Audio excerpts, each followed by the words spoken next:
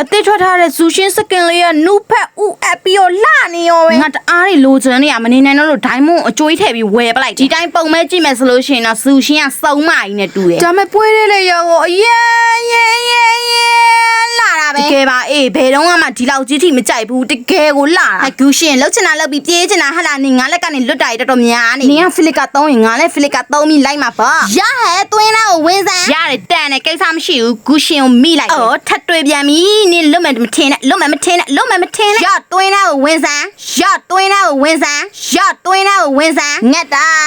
ဟီရိုကေငက်တော့ကိုချောင်းတို့လက်ထဲမှာဆုံးရှုံးရပြီလွတ်လာရတွင်းသားကိုဝင်းစမ်းဂူရှင်တို့ကဘလောက်လောက်အမှတ်မရှိတာပါရတွင်းသားကိုဝင်းစမ်းငါဘာလို့ဒီဘွဲမှာဂူရှင်ကိုပဲလိုက်လုံနေအောင်သိလားအမြင်ကက်လို့တမလုံးသူ့ခြေရာတွေကြီးပဲ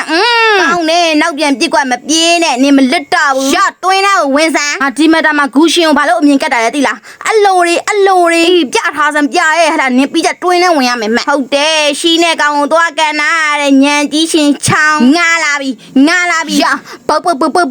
တွင်းသားကိုဝင်းစမ်းဂူရှင်နင်မပြေးနဲ့စမ်းရစမ်းရှင်ကိုငါမလိုက်ဘူးနင်ကိုပဲငါလိုက်မှာပြေးချင်တာဟဲ့လားရဟဲ့တွင်းသားကိုဝင်းစမ်းဒီလိုလားဟဲ့လားမောင်လေးဒီလိုလားဒီလောက်ဆိုလို့ရှိရင်ဒီဂူရှင်အမတ်ရှိသွားလာပြီ